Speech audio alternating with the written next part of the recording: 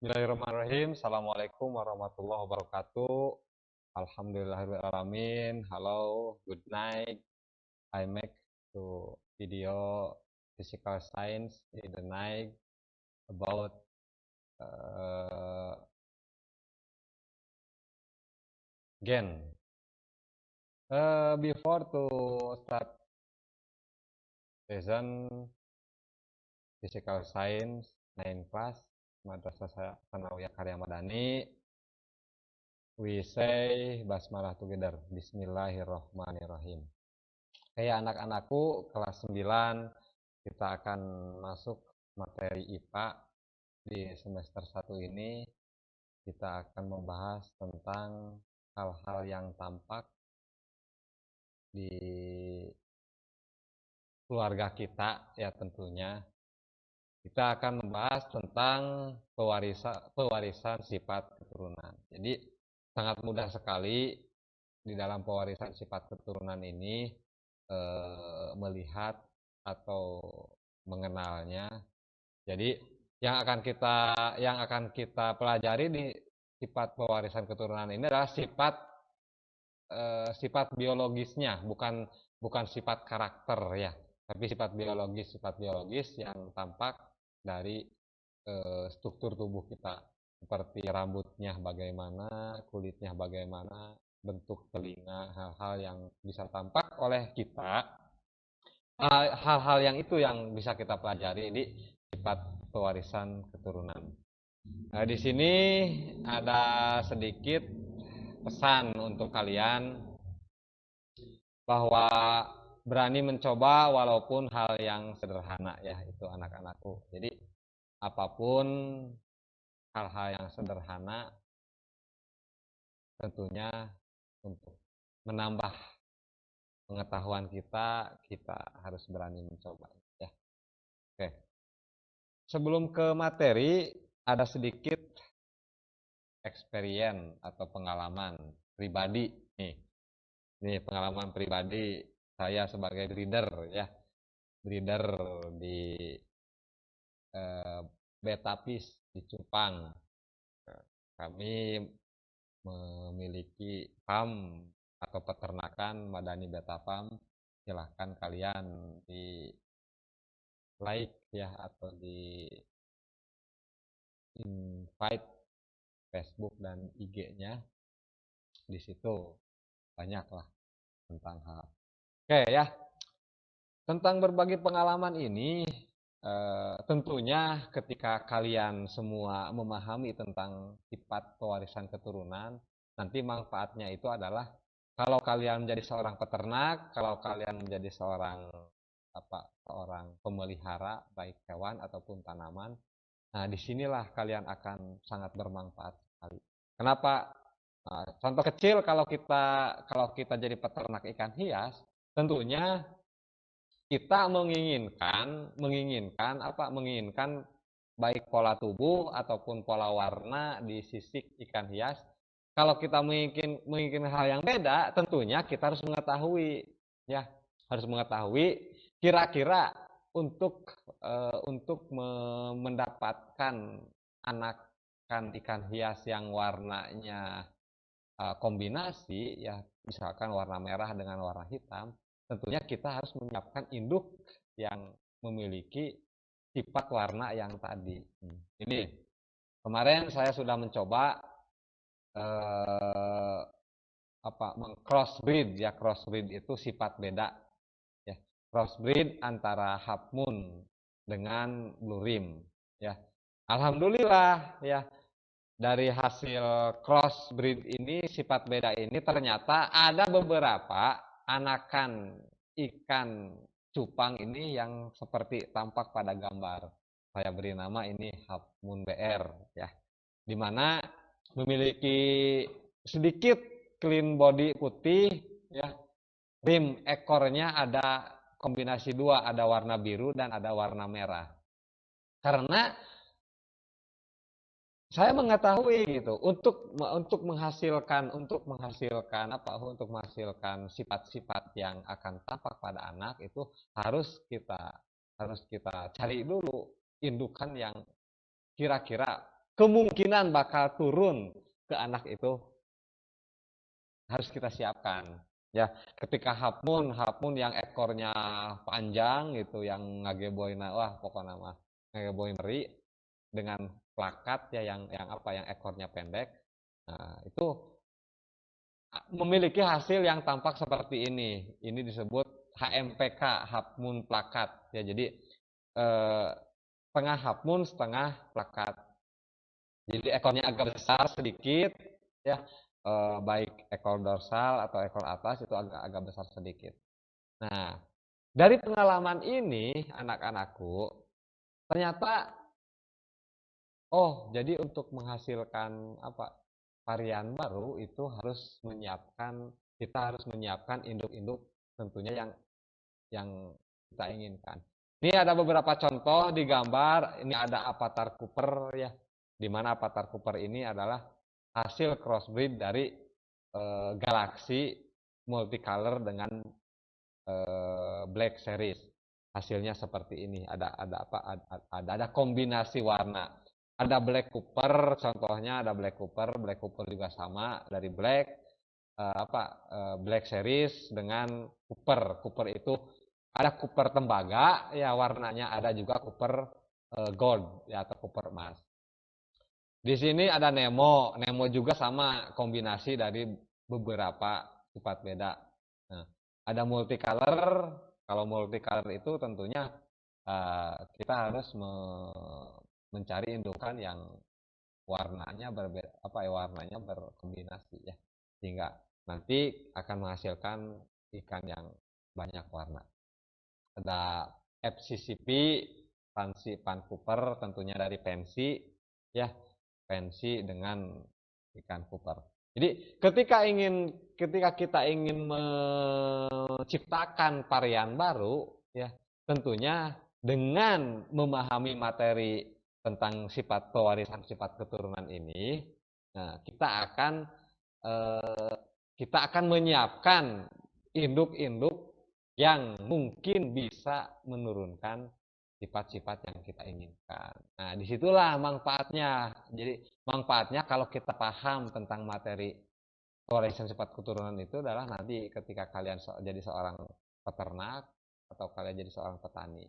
Ya, jadi kalian kalau ingin menjadi seorang breeder atau seorang farmer tentunya harus hafal tentang materi genetika. Oke, ini adalah pengalaman pribadi saya sendiri. Jadi di waktu luang saya sebagai peternak cupang ya, yang dimana saya ingin menghasilkan dari beberapa jenis ikan cupang yang memiliki varian yang baru. Tentunya kalau ikan cupang itu hias, kita kombinasi di sisik ikannya itu sendiri anak-anakku. Oke, kita masuk ke materi tentang pewarisan sifat keturunan. Tentunya di dalam pewarisan sifat keturunan nanti ada kunci atau ada hal-hal yang perlu kalian ketahui ya. Nah, ini tentang bagaimana kita akan mempelajari dari sifat keturunan ini, bahwa kita akan menjadi sifat beda, kita akan mempelajari tentang materi genetik ya. Ada intermediate, nanti sifat beda, ada hibrida ya yang lebih banyak, ada monohibrida, ada satu sifat ya. Dari materi genetik tentunya ada kromosom dan gen itu sendiri ya anak-anakku. Ini materi dari pewarisan sifat keturunan yang akan kita pelajari di kelas 9 ini. Kita masuk ke materi bahwa ada beberapa hal kunci yang harus kalian pahami dari pewarisan sifat keturunan ya. Pewarisan sifat keturunan itu atau yang dikenal dengan hereditas merupakan penurunan sifat dari induk kepada keturunannya. Jadi ibu sifat-sifat akan diturunkan kepada anaknya, itu arti dari pewarisan sifat keturunan. Dan ilmu yang khusus mempelajari tentang pewarisan sifat keturunan adalah ilmu genetika. Nanti kalau adik-adik masuk ke perguruan tinggi yang mengambil fakultas biologi ya, tentunya fakultas biologi itu ada ilmu-ilmu murni ya cabang-cabang ilmu murni. Kalau kalian ingin mengetahui tentang tumbuhan dan hewan, masuk ke zoologi atau botani. Kalau kalian ingin masuk ke struktur tubuh, maka organologi. Nah, khusus untuk materi genetika yang mempelajari tentang sifat-sifat pewarisan keturunan, maka dipelajari di genetika. Itu ya. Selamat ya kalau kalian nanti masuk ke Fakultas Biologi Ilmu Murni Genetika, maka kalian tentunya akan paham sekali bagaimana kalian menciptakan variasi baru di dalam individu baru. Oke, ya. Jadi sifat-sifat suatu makhluk hidup itu diwariskan melalui sel kelamin jantan dan sel kelamin betina. Ya. Jadi seperti tadi ya, ketika sel kelamin jantan memiliki sifat warna merah dan sel kelamin betina memiliki sifat warna putih, maka nanti kemungkinan anak yang kombinasi warna merah dan putih itu pasti ada. Kenapa? Karena pembawa baik jantan atau betina itu membawa sifat-sifat yang akan diturunkan kepada anaknya. Jadi dari mana sih tentunya untuk memahami tentang sifat keturunan ini? Kalau kita mempelajari tentang biologi, bahwa dari mulai yang terbesar sampai satu organisme yang makhluk hidup, di dalam organisme itu sendiri masih ada hal-hal yang lainnya. Ya, yang paling terkecil itu adalah sel. Disinilah kuncinya. Jadi sel itu adalah unit terkecil di dalam makhluk hidup. Nah, di dalam sel ini ada yang dinamakan dengan nukleus atau inti sel. Jadi inti sel ini merupakan tempat pembentukan pewarisan sifat keturunan. Jadi nanti di inti sel inilah yang akan membentuk bagaimana sifat pewarisan keturunan yang akan tampak ke dalam anaknya. Di dalam inti sel ada yang dinamakan dengan benang-benang kecil yang disebut kromosom. Nah, kromosom ini merupakan materi yang membawa sifat keturunan itu sendiri. Ya. Di dalam kromosom itu ada benang-benang yang terhubung, itu yang dinamakan dengan materi genetik, materi gen. Nah, materi gen ini merupakan penentu dari sifat keturunan. Jadi materi yang menentukan atau yang mengendalikan sifat keturunan itu hanya dua, yaitu adalah kromosom dan genetik. Nah, kalau kita lihat di sini, ini merupakan bagian dari organisme, ya, bahwa sel itu merupakan unit terkecilnya. Tadi sudah dijelaskan, kromosom itu merupakan tempat pengendali, dan gen adalah yang menentukan dari sifat keturunan itu sendiri. Ya, untuk lebih memahami di dalam materi genetika, silakan saja kalian cari materinya. Ya, jangan cukup puas dengan apa yang saya sampaikan, karena untuk mendapatkan materi itu sangat mudah sekali untuk sekarang. Ya. Sebagai pembukaan dan sebagai penutupan, nah, ada sedikit tentang bagaimana materi genetika ini dijelaskan di dalam Al-Quran, ya, di dalam Al-Quran, sehingga keajaiban dari gen atau sel ini tak terbantahkan. Al-Quran menjelaskan tentang bagaimana materi genetika, bagaimana penciptaan manusia ini 1400 tahun yang lalu, ya, sebelum materi genetika ada, ternyata Al-Quran sudah menjelaskan itu. Bukti bahwa Al-Quran itu adalah kalam Allah yang benar. Anak-anakku, ya, sedikit ya ini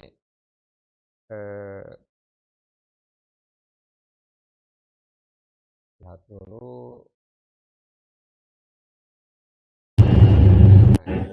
فأي آيات الله تنكرون.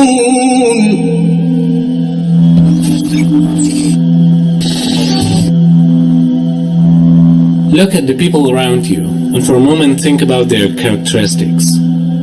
In fact, the color of their eyes, hair, skin, height, facial features, skeletal shape, and countless details in their internal organs, brain, nerves, and muscles are all recorded in the DNA. DNA is like an information recording system or a database in your body. This database saves information about the cell in which it is placed and about all the other cells in your body. The first cell, which forms when the sperm and the egg are joined, also forms the first copy of DNA molecule, which will carry the code in every cell of person's body right up until death. DNA is a molecule of considerable size. If you remember that the average size of a cell is smaller than 100th of a millimeter, then you would know that we are talking about something far more smaller than that. The DNA is carefully protected within the nucleus of a cell, and this molecule is the information bank of human body as it contains the genes. The first cell then divides and multiplies in the light of the program recorded in the DNA. So the tissues and organs begin to form. This is the beginning of a human being.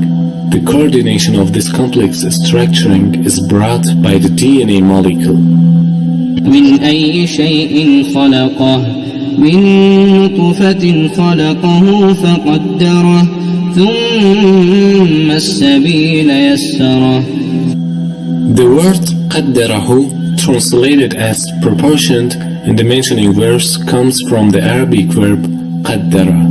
It translates as arranging, setting out, planning, programming, or the writing of everything in destiny by Allah subhanahu wa ta'ala.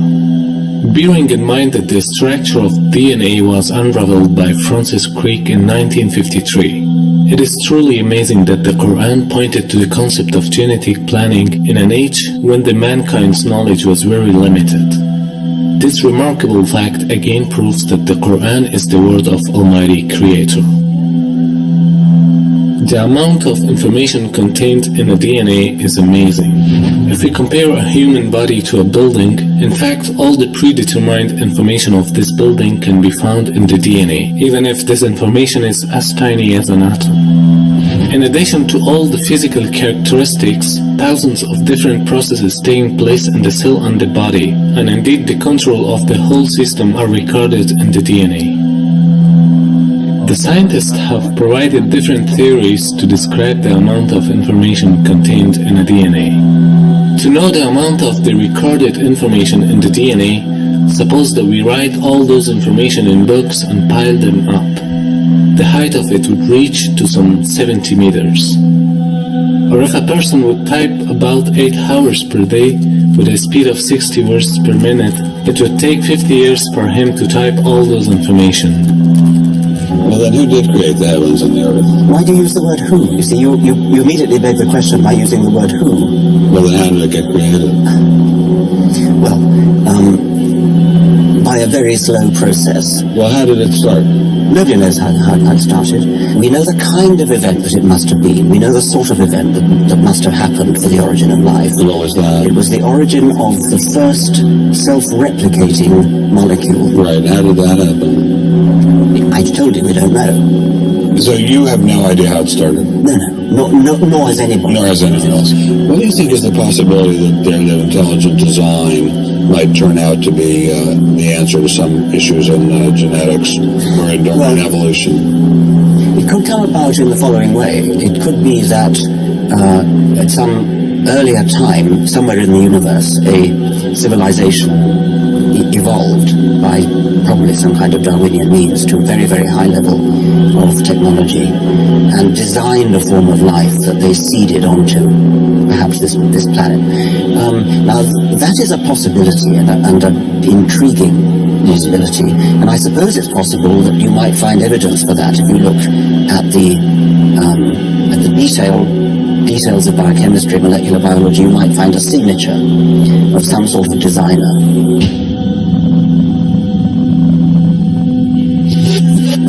You might find evidence for that if you look at the details of biochemistry, molecular biology. You might find a signature of some sort of designer, and that designer could well be a higher intelligence from elsewhere in the universe.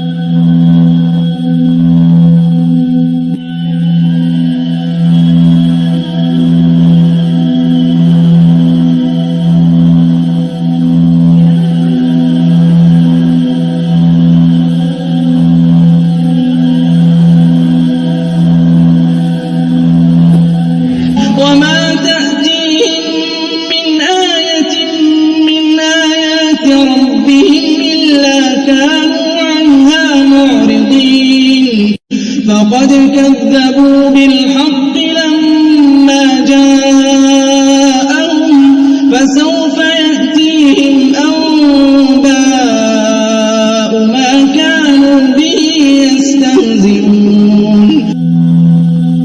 The marvelous design of the DNA is a further evidence of creation within our very own bodies, for which the evolutionists and the materialists have no answer.